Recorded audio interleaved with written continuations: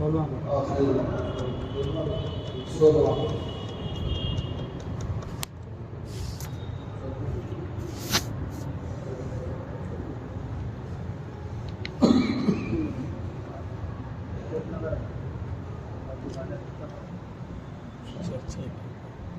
شادی خانہ ہے، شادی خانہ بنا یہ جو گانے لگ رہے ہیں کیا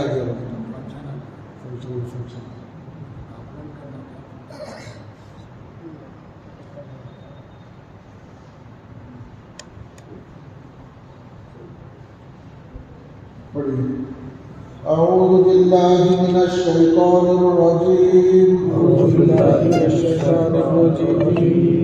بسم الله الرحمن الرحيم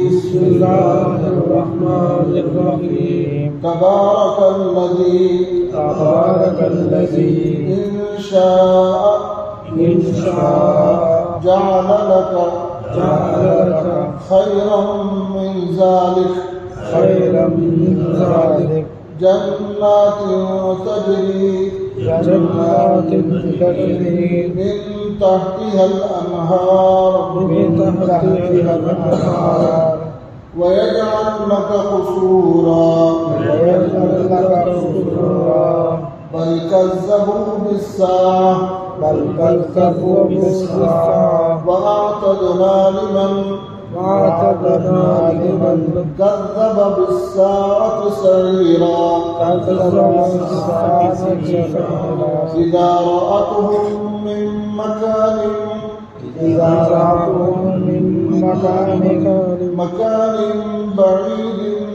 مكان بعيد سمعوا لها تغيظا وزفيرا وإذا ألقوا منها مكانا ضيقا مقرنين دعوا هنالك ثبورا لا تدعوا اليوم ثبورا واحدا وادعوا ثبورا كثيرا قل أذلك خير أم جنة الخلد التي وعد المتقون كانت لهم جزاء ومصيرا لهم فيها ما يشاءون خالدين كان على ربك وعدا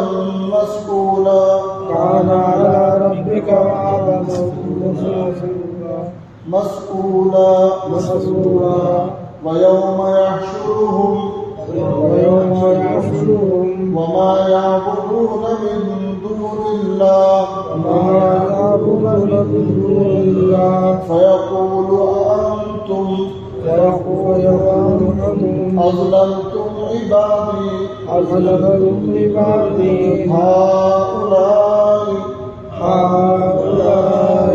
أم هم ضلوا السبيل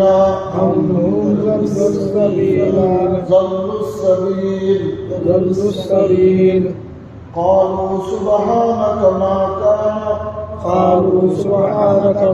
كان ينبغي لنا أن نتخذ من دونك من أولياء ولكن متعتهم وآباءهم حتى نسوا الذكر وكانوا قوما بورا فقد كذبوكم بما تقولون فما تستطيعون صرفا ولا نصرا صرفا ولا نصرا ومن يظلم منكم نذقه عذابا كبيرا وما أرسلنا قبلك من المرسلين إلا إنهم ليأكلون الطعام ويمشون في الأسواق وجعلنا بعضكم لبعض فتنة أتصبرون وكان ربك بصيرا صدق الله العظيم.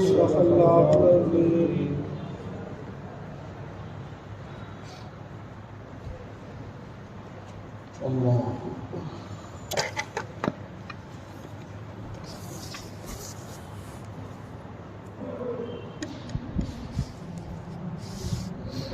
بسم اللہ الرحمن الرحیم. یہ سورت ہے، اس کا نام ہے سورۃ الفرقان. میں نے گزشتہ اس سورت کے آغاز پہ بتایا تھا کتاب اللہ کے دو نام ہیں، ایک ہے قرآن اور دوسرے فرقان. قرآن کے معنی زیادہ پڑھی جانے والی کتاب، قرأ یقرأ قرآنا، ایسی کتاب جو بار بار پڑھی جائے. اگر سمجھے تو وہی ہے، ہم فجر میں پڑھے، ظہر میں پڑھے، عصر میں پڑھے، عشاء میں، فرض میں پڑھے، سنت میں پڑھے، نفل میں پڑھے، تو اس سے زیادہ کوئی کتاب نہیں پڑھی جاتی. اس واسطے اس کا نام قرآن رکھا گیا. اور فرقان کیوں رکھے؟ فرقان کے معنی ہے حق اور باطل کے درمیان میں فرق کرنا. موحد کون ہے، مشرک کون ہے، اور جو ہے دیندار کون ہے، بے دین کون ہے، حق پرست کون ہے، باطل پرست کون ہے. ان دونوں میں فرق کرنے والی چیز ہے تو قرآن. آپ کو یعنی بغیر کسی تعامل کے کھری بتا دیں گے دیکھو یہ ایمان ہے، یہ کفر ہے. اس واسطے اس کا نام سورۃ الفرقان رکھا گیا. اور جس کتاب کے آغاز میں اللہ نے اپنی قدرت کی چیزیں بتائی، میں تمہارا رب ہوں، میری قدرت کی نشانیاں کیا کیا ہیں، اس میں سے چند چیزوں کا ذکر فرمایا. پھر مشرکین مکہ کا ایک اعتراض اللہ کے نبی پر تھا. اعتراض یہ تھا، نبی انسان ہے اور ہم بھی انسان ہیں، تمہارے میں اور ہمارے میں کوئی فرق نہیں ہے، تم بھی کھاتے پیتے ہیں، ہم بھی کھاتے پیتے ہیں، اور تم بھی بازاروں میں چلتے پھرتے ہیں ضرورت پر، اور ہم بھی پھرتے ہیں. تو نبی بولے تو کوئی خصوصیت ہونا تھا. مشرکین مکہ نے حضور پر اعتراض کیا. پھر اس کے بعد رائے میں دی. میں نے گزشتہ کہا تھا یہ لوگ اللہ کو مشورہ دے رہے. کیا مشورہ دیے تھے؟ نبی کے ساتھ ایک فرشتے کو بھیجنا تھا. نبی جہاں بھی دعوت دینے کے لیے جائے تو فرشتہ یوں کہے دیکھو اللہ کے نبی یہ بات سنو گی، یہ مشورہ دے رہے ہیں اللہ کو. یا نہیں تو کم از کم جو ہے ہمیشہ نبی غریب ہوتا ہے، اس لیے خزانہ ان کو دے دینا تھا. جو بھی دین کی بات مانے اس کو اتنے پیسے دیتے، اتنے درہم دیتے. اللہ کو مشورہ دیا.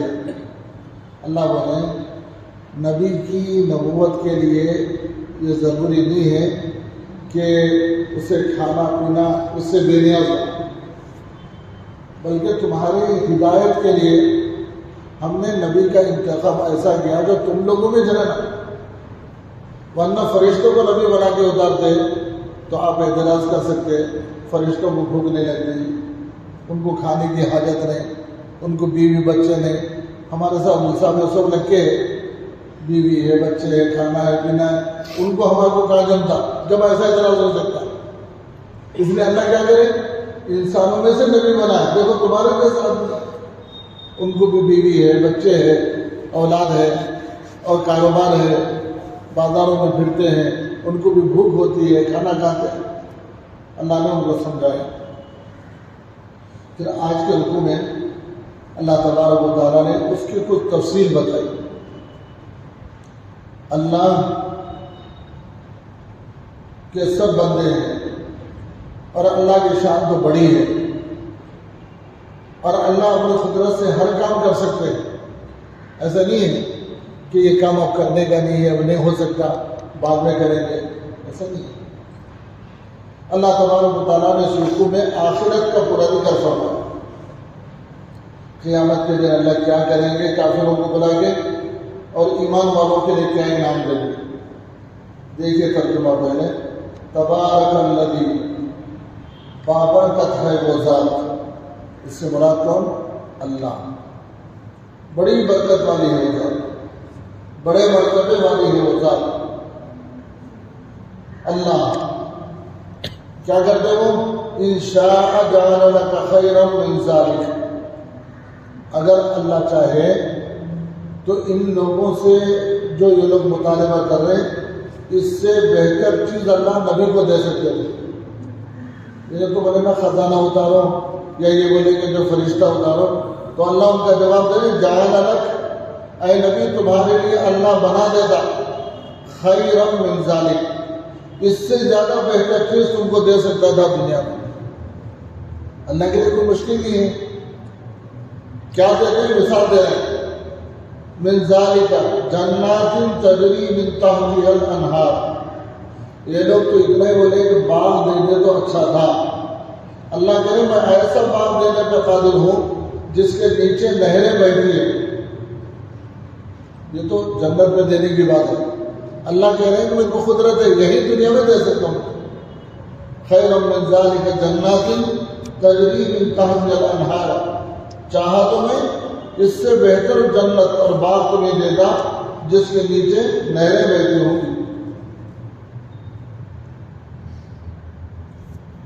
تفسیر میں لکھا ہے کہ آدمی کی خواہشوں میں سے ایک خواہش اس کی یہ بھی ہوتی ہے کہ عالی شان محل ہونا، اور پانی کی ندی اور نالا اور کینال، نہر اس کے محل کے اندر آنا تھا، اس کی طبیعت ہونا ایسا۔ ایک تو ہے بور ڈالے پانی آ گیا، ٹاپ سے نل سے آ گیا پانی، یہ تو ہے ضرورت، لیکن اس کی تمنا خواہش یہ رہتی کہ محل بھی ہونا، محل کے اندر نہر بھی آنا۔ چنانچہ حضرت موسیٰ علیہ السلام جو فرعون کے دربار میں گئے تو فرعون بھی ایسا گھر بنایا تھا، ان نے کیا کرا؟ ایسا ہی گھر بنایا، عالی شان محل، اور محل کے اندر نہر آ رہی، کنار نکالا۔ دریائے مصر کا ایک کونا اور ایک حصہ اس کے محل میں داخل ہوا، اور تفریح کے طور پر روزانہ میاں بیوی دونوں اپنے پیر پانی میں ڈال کے کھیلتے تھے، شوق کے لیے۔ تو آدمی کی فطرت ہے، اللہ کو بھی دیں گے اہل ایمان کو، لیکن یعنی کیا دیں گے؟ جنت میں دیں گے۔ اللہ نے جہاں بھی جنت کا ذکر کیا تو یہ کہا کہ ہم ایسی جنت دیں گے جس کے نیچے نہریں بہ رہی ہوں۔ تو یہاں بھی اللہ کہہ رہے ہیں اے نبی، یہ لوگ جو اعتراض آپ کو کر رہے ہیں کہ آپ غریب ہیں، آپ کو جو ہے کوئی باغ اتارنے تو اچھا تھا، اللہ کہہ رہے ہیں میں تم کو اس سے بہتر باغ دینے پہ قادر ہوں جس کے نیچے نہریں بہتی ہیں۔ لیکن اللہ کا حکم مصلحت سے ہوتا ہے، اللہ کا حکم کا مصلحت، ہم جو چاہیں وہ نہیں ہوتا۔ بندہ کیا سمجھتا ہوں میں جو چاہتا ہوں اللہ وہ کرنا، اللہ ویسا نہیں کرتے۔ اللہ کہتے ہیں کہ بندے اگر تیرے لیے دینا بہتر ہوتا تو میں دیتا، نہیں دینا بہتر ہوتا تو نہیں دیتا، تو میں تیری مصلحت کا خیال کر کے دیتا ہوں۔ مولانا عمر صاحب رحمۃ اللہ علیہ تھے بنگلے والی مسجد میں گزر، وہ مثال سے سمجھاتے ہیں کہ دیکھو بندہ بعض دفعہ اپنے نا علمی سے اللہ سے بہت کچھ مانگتا ہے، مگر بعض دفعہ اللہ اس کے حق میں بہتر ہوتا تو دے دے، بہتر نہیں ہوا تو نہیں دیتے۔ لیکن بندہ مایوس ہوتا، اور بھائی کیا میں مانگنے کے باوجود اللہ میرے کو نہیں دیے؟ اس کی مثال دی ہے، ایک آدمی ایئرپورٹ آیا، اس کو بہت جلدی حیدرآباد جانا تھا دلی سے، قطار میں ٹھہرا کیوں میں، اور اپنے ٹکٹ کا انتظار کرنے لگا۔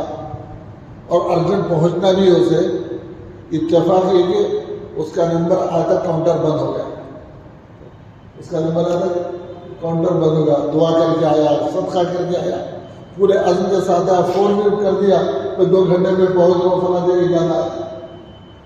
لیکن جب اس کا نمبر آیا تو کاؤنٹر بند ہو گیا، بولے کلوز ہو گیا، بھی بولے اب اس پہ جگہ نہیں۔ اس آدمی کا دل کتنا مایوس ہوتا ہے، اللہ ایک مل جاتے تو اسے کتنا اچھا تھا، میں بھی پہنچ جاتا تھا۔ اب 2 گھنٹے ویٹ کرنا، پھر اس کے بعد پلین آنا، پھر اس کے بعد جو ہے سفر کرنا۔ تھوڑی دیر میں اعلان ہوا کہ جو سیٹ لیا تھا پلین روانہ ہو گیا۔ اب بیٹھ کے دیکھا پلین اڑ رہا، کاش میں اس میں چلے جاتا تو 2 گھنٹے پہلے حیدرآباد پہنچ جاتا تھا۔ دل کے اندر مایوسی، اللہ اتنا کروا ہے تو بھی ایسا ہوا، نماز بھی پڑھا، دعا بھی کرا، صدقہ بھی دیا اور وقت پہ پہنچا، لیکن مجھے ٹکٹ نہیں ملا۔ یہ لوگ کیسے خوش نصیب ہے، بیچارے چلے جا رہے ہیں اور میں یہاں انتظار میں ہوں۔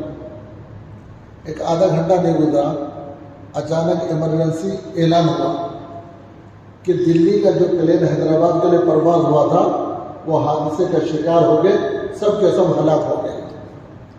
جیسے یہ نیوز سنا تو یہ اس کے دل کے اندر کیا ہوا، اللہ تیرا شکر ہے، ہوا کہ نہیں ہوا؟ مولانا عمر صاحب رحمۃ اللہ علیہ فرماتے تھے بندہ مایوس نہیں ہونا، مانگنا ہمارا کام، مانگتے رہو، اللہ ہمارے لیے بہتر جو ہے وہ کریں گے۔ اب بیٹھ کو نیوز دیکھ کے بولا کہ اللہ تیرا شکر ہے، اگر ایک ٹکٹ مل جاتا تو میرا ٹکٹ بھی کٹ جاتا تھا۔ تو اللہ کی مصلحت، اس لیے بندے کو حکم ہے مانتے رہو، لیکن اللہ وہ دیں گے جو میرے حق میں بیٹھے۔ تو یہاں بھی اللہ کے نبی کو سمجھایا گیا، اے نبی تمہارے لیے بہتر بات دے سکتا ہوں جس کے نیچے نہریں بہتی ہیں، ایسا بھی۔ اور دوسرا وَيَجْعَلْ لَكَ قُصُورًا، اور میں تمہیں چاہوں تو بہتر محلات بھی دے سکتا ہوں۔ اللہ کا رکھا ہے اپنے نبی کو بہتر محل دے سکتے، قدرت ہے کہ نہیں؟ لیکن حضور کی سیرت میں دیکھتے ہیں کہ اللہ کے نبی کا جو کمرہ تھا، حجرہ 9x12 کا تھا، بہت چھوٹا کمرہ۔ حضرت عائشہ فرماتی ہے اگر میں سو جاتی، اللہ کے نبی رات میں نماز پڑھنا چاہتے، سجدہ کرنے کے لیے حضرت عائشہ کے پیروں کو ہاتھ لگاتے، حضرت عائشہ اپنا پیر سکڑ لیتے تھے، اللہ کے نبی سجدہ کرتے تھے۔ اتنا چھوٹا کمرہ، اور کھڑے ہوتے تو سر لگتا تھا۔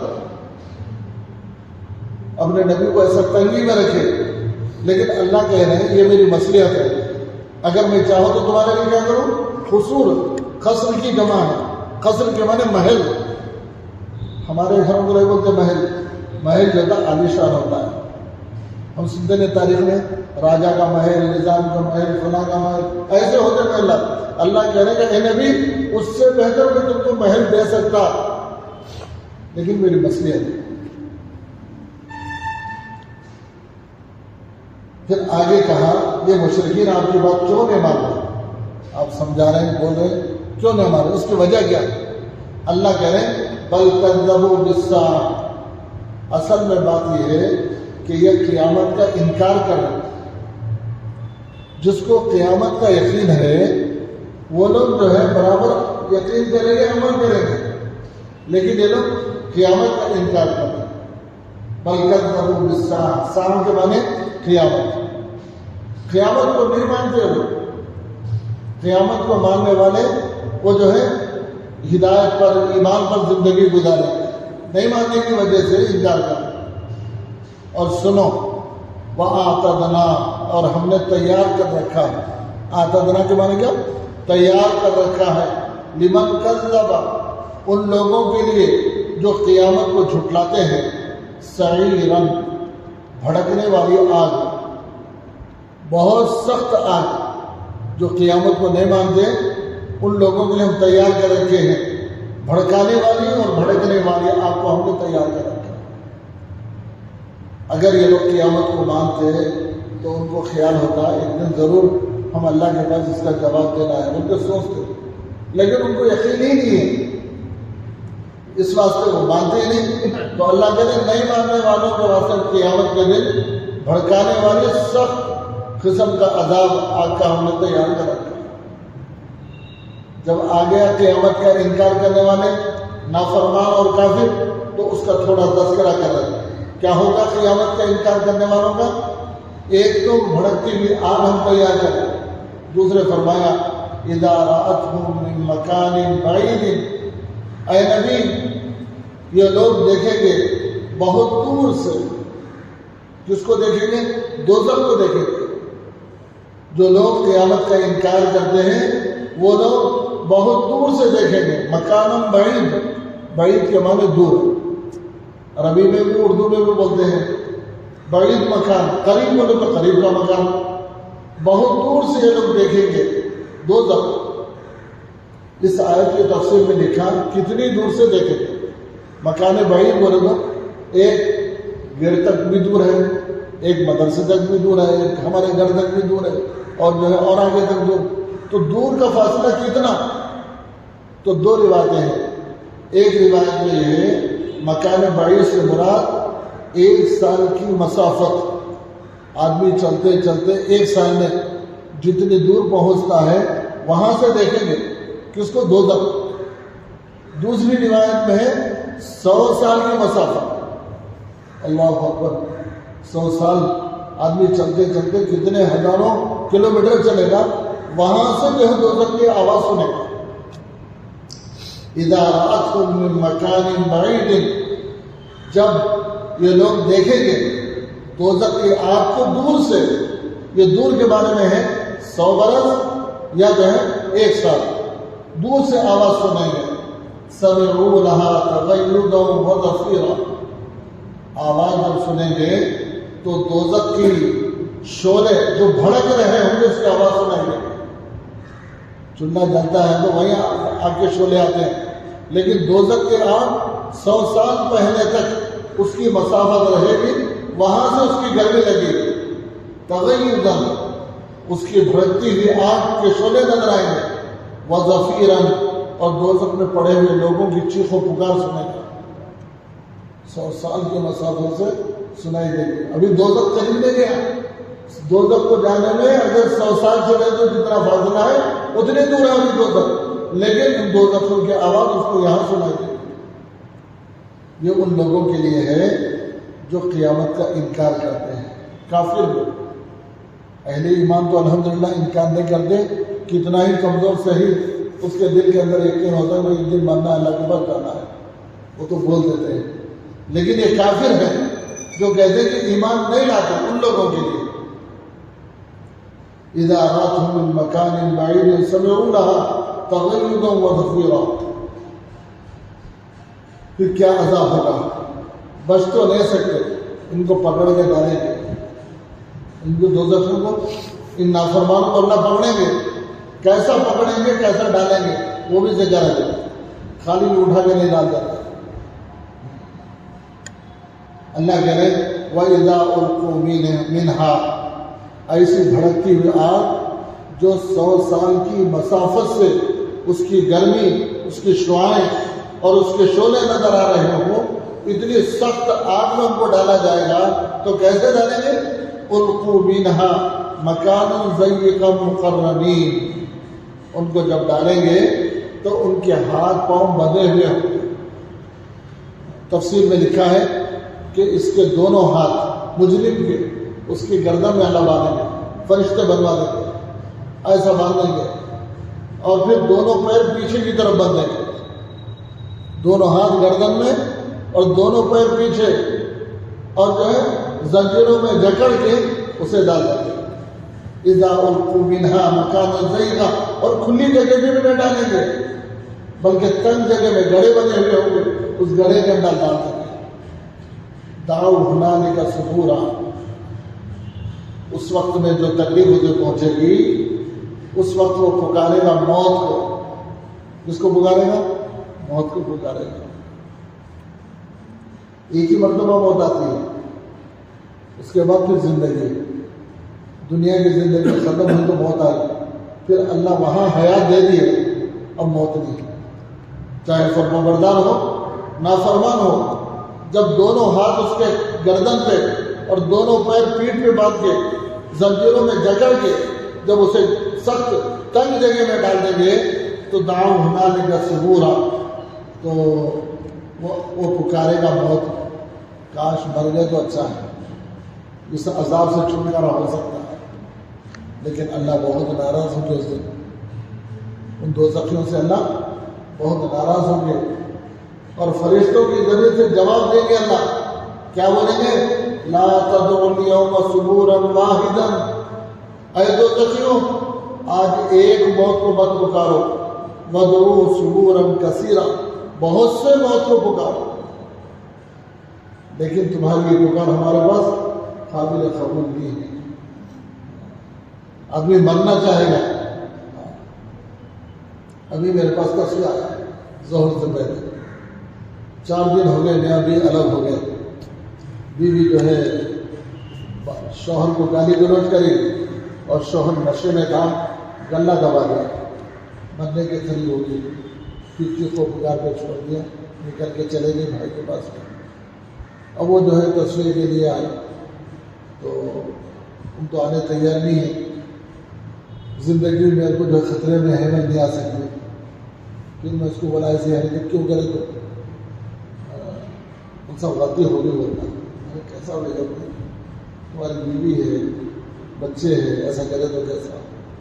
بڑا لمبی گفتگو ہوئی، اس کے بعد یہ بنتا کہ بچہ اگر میاں کی میری بیوی تو میں جو ہے کیا تو پیر کو مر جاتا ہوں، تو میں بولا مریں گے تو اور زیادہ عذاب ہے، حرام موت ہوگی ہے، پھر کل کو تمہاری بیوی کا کفیل کون، بچوں کا کفیل کون، چھوٹے چھوٹے 3 بچے، اس کا کفیل کون ہوگا؟ اور پھر یہ عذاب بہت سخت عذاب ہے، خود کشی کا، یہ عذاب میں کیوں پڑنا چاہ رہے؟ اونچی نہیں چھوڑ سکتی، تھوڑا صبر کرو، تم اپنے جو ہے بھائیوں کے پاس جاؤ، بھائیوں کو سمجھاؤ گے، جا کے بات کر کے، نہیں میں بھائیوں کے پاس گیا تو کوئی بھی بولے ہم بار بار تیرے اس میں نہیں آتے، اب تو کچھ بھی کر لے ان کو چھوڑ کر۔ تو لوگ مرنا چاہ رہے ہیں، لیکن موت تو ایک ہی مرتبہ آئے گی، لیکن مرنے کے بعد کا عذاب تو بہت سخت ہے، مرنے کے بعد کا عذاب تو بہت سخت ہے۔ لا تدعوا اليوم ثبورا واحدا، اللہ کہیں گے اے دوزخیوں ایک موت کو مت پکارو، وادعوا ثبورا کثیرا، بہت سے موت کو پکارو، تب بھی تمہاری پکارا ہمارے پاس قبول نہیں۔ میں ایک ہاسپٹل گیا بھونگی فزیوتھراپی کرانے، ایک آدمی آیا، اس کے دونوں پیر جو ہے ایسا چپک گئے، جیسے ہم لوگ اکڑ بیٹھتے تو چپکتے نا، ویسے چپکے ہوئے ہیں، یہ موڈی بھی نہیں اٹھ رہے۔ تو میں پوچھا کیا ہوا، بولا کہ میں جنگل سے آ رہا تھا، تو وہ جنگل کے کنارے راستے میں گڑھے کھود کو تھے، اندھیرا تھا، گڑھے کھود کو تھے، وہ گڑھا اسے نہیں دیکھا، تو اس میں ایک دم اچانک گرا، تو گڑھا ایسا تھا کہ دونوں پیر اور گردن اور ہاتھ وہ چپک کے گڑھے کے اندر دبا۔ آدھے گھنٹہ اس میں پکارتا رہا، کوئی سنے نہیں۔ آدھے گھنٹے کے بعد گھر کے لوگ آئے، کون آئے، آنے جانے والے، جب لائٹ ڈال کے دیکھا تو پھنسا ہوا ہے، تو نکالے، تو اب نکالنے کے بعد بھی پیر بھی ویسے جام ہو گئے، ہاتھ بھی ویسے جام ہو گئے، 2 پیر چپکے ہوئے ہیں اور 2 موڑے چپکے ہوئے، کچھ بھی نہیں۔ وہ گڑھا تو تھا اتنا سخت تھا کہ سب پورا بیٹھ جائے۔ تو یہ آیت میں پڑھا تو میرے کو وہ منظر یاد آیا کہ اللہ تبارک و تعالیٰ اس کی گردن باندھ دیں گے ہاتھوں کو، پھر پیچھے پیرا باندھ دیں گے اور تنگ جگہ میں ڈالیں گے، تو ڈال کے میں آنکھوں کے سامنے دیکھا اس کو، بیچارہ نا اس کا پیر تھوڑا ہٹنے کو تیار ہے، بیچارے جو ہے فزیوتھراپی کرنے والے اس کو ٹھیک کرنے کی کوشش میں ہیں۔ تو مکان ضیقاً کہ تنگ جگہ میں اللہ اسے ڈالیں گے، ہاتھ پیر باندھ کے، اس لیے کہ دوزخ کو بھرنا بھی ہے نا، سب کو ملنا چاہیے، اس لیے جو ہے تنگ جگہ اللہ مقرر کر دیں گے، مقررین اس کو لپیٹیں گے، تو زنجیروں میں لپٹیں گے۔ دعوا ہنالک ثبورا لا تدعوا اليوم ثبورا واحدا وادعوا ثبورا کثیرا۔ پھر اللہ سمجھا رہے، قل اے نبی اذالک خیر، یہ زندگی بہتر ہے جو دنیا کا عیش تو مل گیا، آخرت میں دوزخ ہے، یہ بہتر ہے، یا ام جنت الخلد، یا ہمیشہ کی جنت بہتر ہے؟ اللہ کہہ رہے پوچھو ان لوگوں سے، یہ دنیا کے چند روزہ مزہ بہتر ہے یا ہمیشہ کی جنت بہتر ہے؟ لیکن جنت کس کے لیے؟ التی اعد المتقون، اللہ نے جنت کا وعدہ کیا متقی لوگوں کے واسطے، ایمان والے اور ایمان والوں میں بھی جو متقی ہوں گے۔ متقی سے مراد کون؟ اللہ سے ہر حال میں ڈرنا، ان کو متقی بولتے ہیں۔ اللہ تبارک و تعالیٰ نے ان لوگوں کے لیے ہمیشہ کی جنت دے جن کا وعدہ ہے وہ جو ہے تقوی والے متقی ہیں۔ اللہ کہہ رہے ہیں کانت لہم جزاء و مصیرا، اللہ کہہ رہے ہیں ان ایمان والوں کے واسطے جو میں جنت اور جنت کی نعمتیں دے رہا ہوں یہ اس کا بدلہ ہے۔ جزا مانے گا بدلہ، وہ مصیرا یہ ان کا ٹھکانہ ہے۔ ایسا نہیں کہ چند دن جو ہے رہ کے اس کے بعد نکال دیا۔ جنت کیسی؟ دودھ کی نہر، شہد کی نہر، شراب کی نہر، پانی کی نہر، کوثر کی نہر، اور ایک محل اس میں 70,000 کمروں کا جنت کا، اور ہر کمرے کو 70,000 دروازے، ہر دروازے پر 70,000 فرشتے استقبال کرنا۔ اللہ اکبر، اللہ ہم سب کو نصیب فرمائے۔ مولانا عمر صاحب رحمۃ اللہ علیہ کہتے تھے اگر کسی کو اللہ تبارک و تعالیٰ عالی شان دنیا میں دے دے مکان، پھر اس کے بعد بولے 2 مہینے بعد یہ خالی کرنا ہے، 2 مہینے تک رہو، اس کا کیا کرنا ہے؟ چھوڑ دینا، محل خالی کرنا، تو آدمی کو خوشی نہیں ہوتی رہتی، دنوں گنتے رہتا، 1 مہینہ ہو گیا، 1 مہینہ باقی ہے، 20 دن ہو گئے، 5 دن باقی ہے، 2 دن ہو گئے، 3 دن باقی ہے، چھوڑ کے جانا ہے۔ لیکن اگر کسی بندے کو اللہ یہ بولتے ہیں کہ یہ محل جو تم کو دنیا میں دیا تمہارا ہے، کتنی خوشی ہوتی ہے اسے۔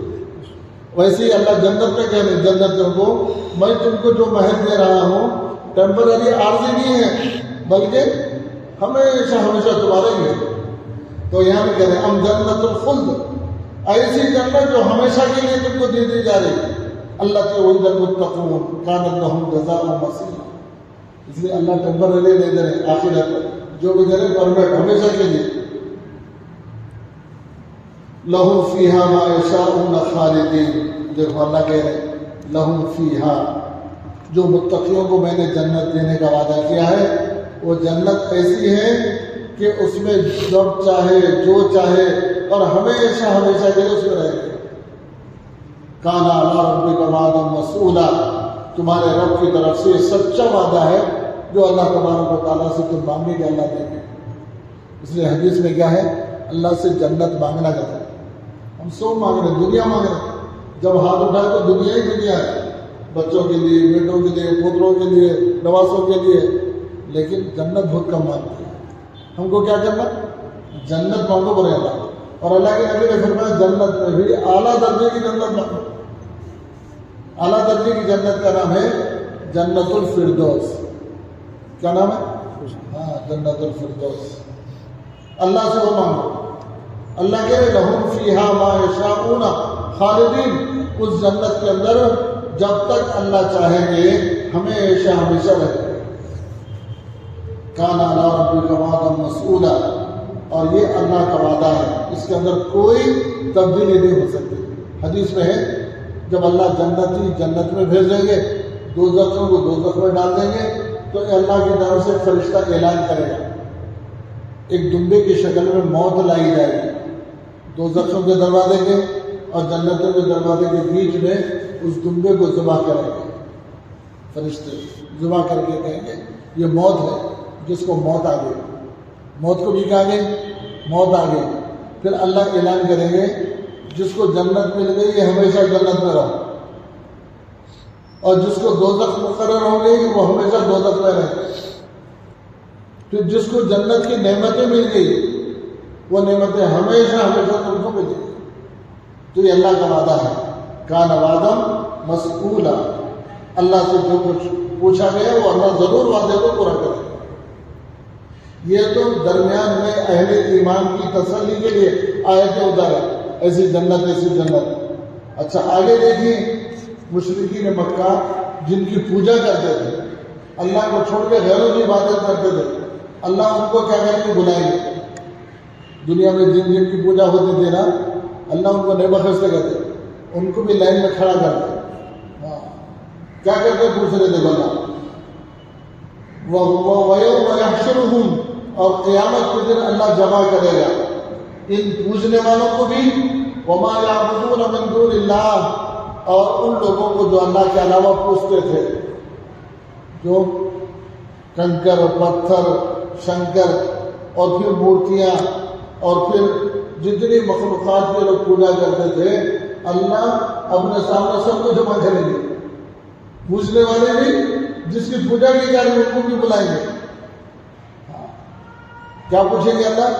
فَيَقُولُ، بس ان سے کہیں گے أَأَنْتُمْ أَضْلَلْتُمْ عِبَادِي، اللہ پوچھیں گے کہ اے مورتیوں تم یہ بولو میرے بندوں کو تم لوگ گمراہ کریں کہ وہ میری عبادت چھوڑ کے تمہاری عبادت میں لگ گئے۔ دیکھو یہاں کیسا لفظ اللہ پیارا استعمال کرے، أَأَنْتُمْ أَضْلَلْتُمْ عِبَادِي، اتنا گناہ کرے، شرک کرے تو بھی اللہ مخاطب کرے میرے بندوں کو تم گمراہ کرے۔ کتنا اللہ کو پیارے اپنے بندے سے، مجرم ہے، نافرمان ہے، زندگی پر بغاوت کرا، پھر بھی اللہ جو ہے میرے بندوں کو تم لوگ گمراہ کرے۔ ایسا پوچھتے أَأَنْتُمْ أَضْلَلْتُمْ عِبَادِي، میرے بندوں کو تم گمراہ کرے، هَؤُلَاء أَمْ هُمْ ضَلُّوا السَّبِيلَ، یہ تمام جو میرے بندے ہیں تم ان کو جو بھٹکائے یا یہ لوگ گمراہ ہو گئے۔ ام ہم ضلوا مانے گمراہ، السبیل سیدھے راستے سے لوگ گمراہ ہو گئے۔ اب ہاتھ بن کے یہ لوگ بھی کھڑے ہیں، سب مورتیاں بھی جن کی پوجا کی جاتی تھی سب ہیں۔ اللہ جب سوال کر رہے تو اب جواب دے رہے، قالوا سبحانک، تمام کے تمام مورتیاں جن کی پوجا کی جاتی تھی وہ ساری مخلوق کہے گی سبحانک، اللہ آپ کی ذات کو عیبوں سے پاک، سبحانک آپ کی ذات تمام عیبوں سے پاک، ما کان ینبغی لنا ان نتخذ من دونک من اولیاء، ہمیں کیا پڑا کہ ہم تیرے علاوہ دوسروں کی عبادت کرنے کی ترغیب کیوں دیں؟ نہیں، ہرگز نہیں بولے، یہ لوگ خود آ کے ہماری پوجا کرتے تھے، کبھی بھی ہم ان کو نہیں بولے کہ ہماری پوجا کریں۔ ان نتخذ من دونک ما کان ینبغی، ہمیں کیا ہوا کہ ان نتخذ، کہ ہم بنائیں تیرے علاوہ من اولیاء، جن کی عبادت کی جائے۔ یہ خود بھڑک گئے، یہ خود کیا ہے بھٹک گئے، ہماری نہیں بولے۔ یہی لفظ میدان حشر میں حضرت عیسیٰ علیہ السلام سے بھی اللہ پوچھیں گے۔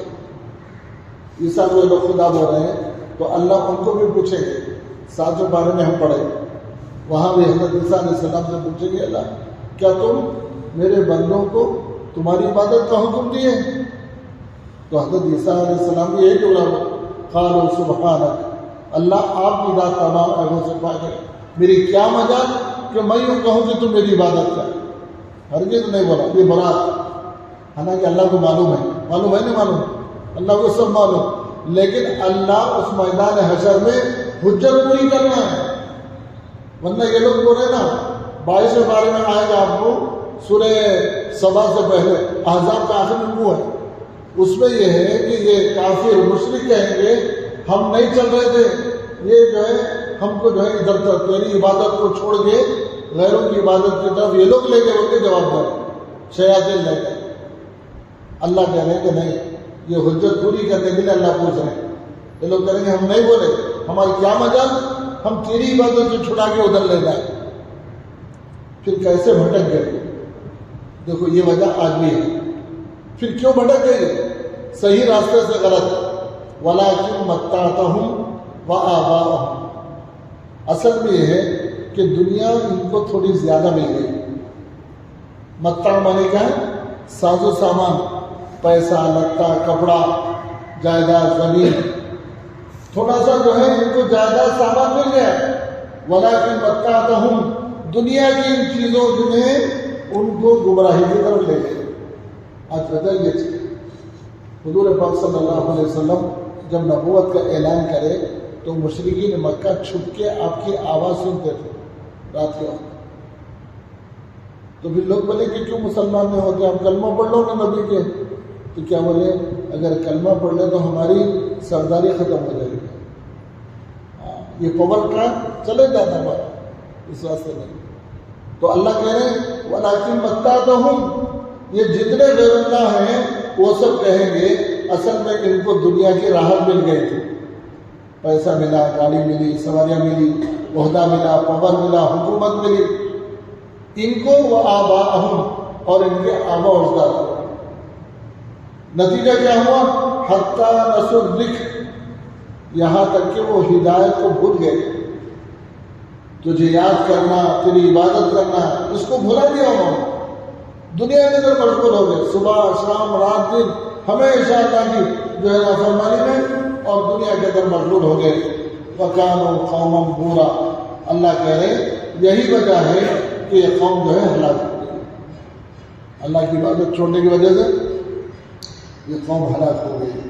تو معلوم ہوا کفر میں اور مشرکانہ زندگی گزارنے کی وجہ یہ ہے کہ دنیا کی تھوڑی راحت آ گئی تو آدمی خدا کو بھول جاتا. اس لیے نبیوں کو اللہ تکلیف میں رکھے، اولیاء اللہ کو تکلیف میں رکھے، بزرگان دین کو تکلیف میں رکھے، علماء کو تکلیف میں رکھے، اور جو جتنا اللہ کے قریب ہوتا ہے اس کو تھوڑی تکلیف میں رکھتے ہیں تاکہ اللہ یاد رہنا. اور یہ مشرکین و کافر جتنے نافرمان ہیں اللہ کہتے ہیں متعتہم وآباءہم، کہ ہم نے دنیا کی تھوڑی سہولت دے دی اس میں مست ہو گئے اور بھول گئے اللہ کو. فقط کذبوکم بما تقولون، بے شک یہ تمام کے تمام لوگ دنیا کے نقشوں میں رہ کر تجھے بھلا دیا.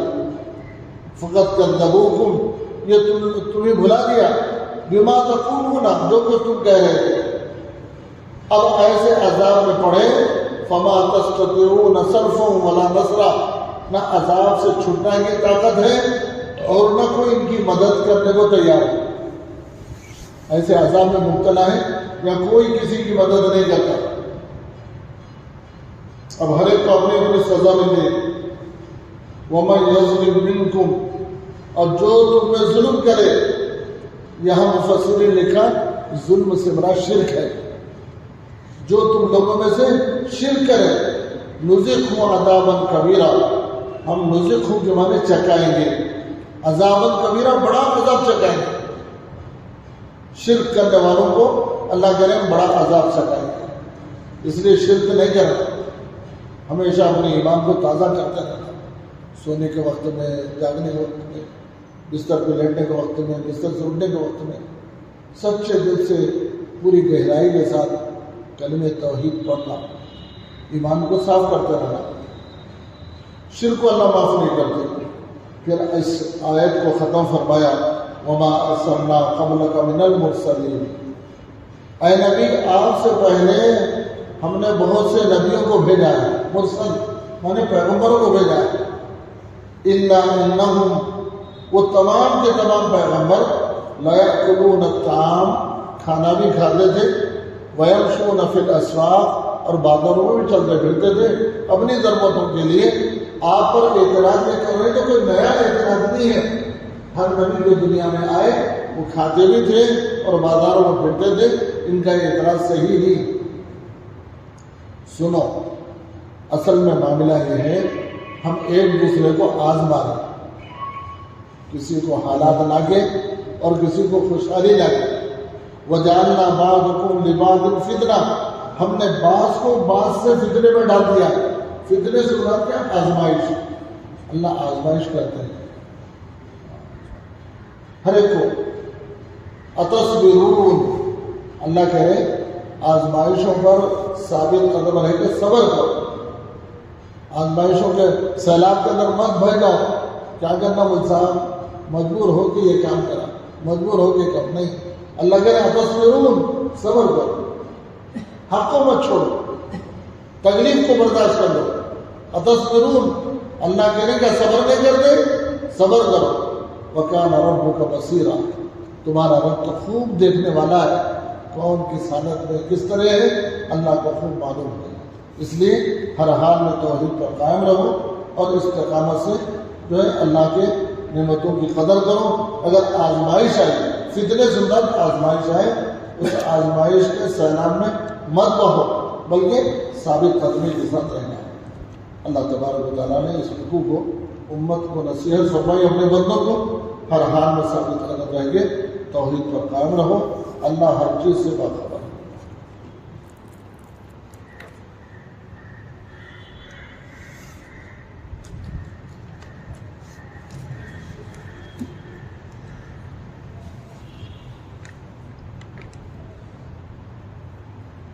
اللہ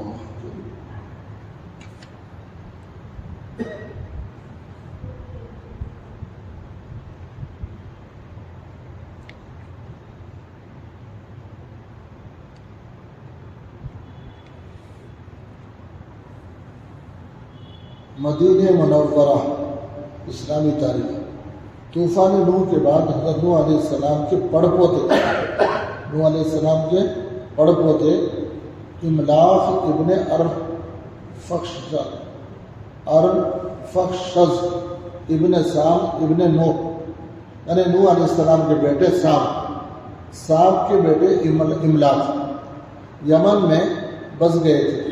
اللہ تعالیٰ نے ان کو عربی زبان الہام کی، پھر ان کی اولاد نے عربی بولنا شروع کر دیا۔ یہ عرب کے علاقوں میں چاروں طرف پھیلے، اس طرح پورے جزیرۃ العرب میں عربی زبان عام ہوئی۔ اسی زمانے میں مدینے کی بنیاد پڑی۔ املاک کی اولاد میں تبع نامی ایک بادشاہ تھا، جس نے یہودی علماء سے آخری نبی کی تعریف اور یثرب مدینہ میں ان کی آمد کی خبر سن رکھی تھی۔ تبع جو بادشاہ تھا وہ جو ہے یہودی علماء سے پوچھا کہ بولے اللہ کا آخری نبی جو ہے مدینے میں آئیں گے، معلوم کر رکھا تھا۔ مدینے میں ان کی آمد کی خبر سن رکھی تھی، اس لیے شاہ تبع نے یثرب میں ایک مکان حضور کے لیے تیار کر کے ایک عالم کے حوالے کر دیا۔ بولے کہ حضور کے لیے ایک مکان میں مدینے میں بنا کے رکھتا ہوں، اور ایک عالم صاحب کے حوالے کیا اور وصیت کی کہ یہ مکان نبی آخر الزماں کی آمد پر انہیں دے دینا۔ وصیت نامہ لکھے، اب تم رہو، جب اللہ کے آخری نبی آئے تو ان کو دے دینا، آمد پر انہیں دے دینا۔ اگر تم زندہ نہ رہو تو اپنے اولاد کو اس کی وصیت کر دینا، اب تمہارے پاس رکھو، اگر تم زندہ نہیں تو دوسرے کو دے کے جانا۔ چنانچہ حضور صلی اللہ علیہ وسلم کی اونٹنی حضرت ابو ایوب انصاری کے مکان پر رکی تھی، تو حضرت ابو ایوب رضی اللہ تعالیٰ عنہ ان عالم ہی کی اولاد میں سے تھے۔ جہاں حضور کی اونٹنی رکی نا، وہ جو ہے حضرت ایوب جو ان کی اولاد میں سے تھے، ان عالم ہی کی اولاد میں سے تھے جن کو شاہ تبع نے مکان حوالے کیا تھا۔ ساتھ ہی شاہ تبع نے ایک خط بھی حضور کے نام لکھا، پہلے سے لکھ کے رکھے، جس میں آپ صلی اللہ علیہ وسلم سے محبت، ایمان لانے، زیارت کے شوق کو ظاہر کیا تھا۔ یمن میں تھے وہ، لیکن ان کے دل کی خواہش خط لکھ کے دے دیے، حضور میری تمنا تھی آپ کو دیکھوں، آپ سے محبت کروں، آپ پر ایمان لاؤں، شوق کو ظاہر کیا تھا۔ حضور صلی اللہ علیہ وسلم کی ہجرت کے بعد یثرب کا نام بدل کر مدینۃ الرسول یعنی رسول کے شہر رکھا گیا۔ پہلے کیا تھا؟ یثرب بولتے تھے مدینے، بعد میں اس کا نام بدل گیا۔ یہ ہے مدینے کی تاریخ۔ بینائی کا لوٹ آ جانا، حضور صلی اللہ علیہ وسلم کا معجزہ۔ حضرت حبیب ابن ابی فدیق رضی اللہ تعالیٰ عنہ فرماتے ہیں، میرے والد کی آنکھیں سفید ہو گئی تھی، جس کی وجہ سے ان کو کوئی چیز نظر نہیں آتی تھی۔ تو ایک دن میرے والد حضور کی خدمت میں جانا چاہتے تھے تو مجھے ساتھ لے لیا۔ جب ہم وہاں پہنچے تو حضور نے پوچھا یہ کیا ہوا؟ میرے والد نے فرمایا میں اپنے اونٹ کو تیل لگا رہا تھا، اتنے میں میرا پیر سانپ کے انڈے پر پڑ گیا، تب سے میری حالت ہو گئی۔ میں اونٹ کو تیل لگا رہا تھا، سانپ کے انڈے وہاں تھے اور میرے اس پر جب پیر پڑنے کی وجہ سے حالت ہو گئی۔ تو حضور صلی اللہ علیہ وسلم نے ان کی آنکھوں پر دم کیا۔ حضور کیا کرے؟ آنکھوں کے اوپر پھونک مارے، آنکھیں اسی وقت اچھی ہو گئی۔ حضرت حبیب فرماتے ہیں میرے والد 80 برس کی عمر میں بھی سوئی میں دھاگے پر ڈال لیا کرتے تھے۔ اتنی بینائی تیز ہو گئی، 80 سال کی عمر میں سوئی کا تاگا بھی ڈال دیتا تھا۔ یہ حضور کا معجزہ ہے۔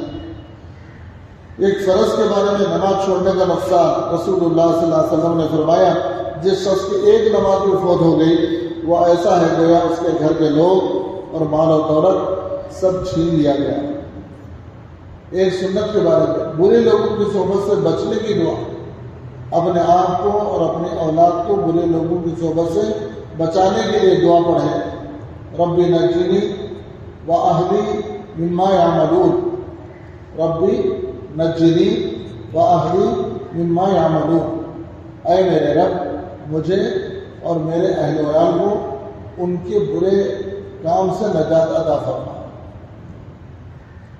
ایک اہم عمل کی فضیلت راہ خدا میں اپنی جوانی کا لگانا۔ رسول اللہ صلی اللہ علیہ وسلم نے فرمایا، جس نے اپنی جوانی اللہ کے راستے میں گزار دی تو قیامت کے دن اس کے لیے ایک نور ہوگا۔ ایک گناہ کے بارے میں رسول اللہ صلی اللہ علیہ وسلم کے حکم کو نہ مانا۔ قرآن میں اللہ تعالیٰ فرماتا ہے کہ جو لوگ رسول اللہ صلی اللہ علیہ وسلم کے حکم کی خلاف ورزی کرتے ہیں ان کو اس سے ڈرنا چاہیے کہ کوئی آفت ان پر آ پڑے یا کوئی دردناک عذاب ان پر آ جائے۔ دنیا کے بارے میں ہلاک کرنے والی چیزیں قرآن میں اللہ تعالیٰ فرماتا ہے، ہر ایسے شخص کے لیے بڑی خرابی ہے جو عیب لگانے والا، تانا دینے والا ہو، جو مال جمع کرتا ہو اور اس کو گن گن کر رکھتا ہو اور خیال کرتا ہو کہ اس کا یہ مال ہمیشہ اس کے پاس رہے گا۔ ہرگز ایسا نہیں، وہ ایسی آگ میں ڈالا جائے گا جس میں جو کچھ پڑے گا وہ اس کو توڑ پھوڑ کر رکھ دے گا۔ آخرت کے بارے میں قیامت کے دن خوش نصیب انسان کون ہے؟ رسول اللہ صلی اللہ علیہ وسلم نے فرمایا، قیامت کے دن لوگوں میں سے وہ شخص، وہ خوش نصیب میری شفاعت کا مستحق ہوگا جس نے سچے دل سے کلمہ طیبہ لا الہ الا اللہ پڑھا ہوگا۔ سچے دل سے پڑھنا۔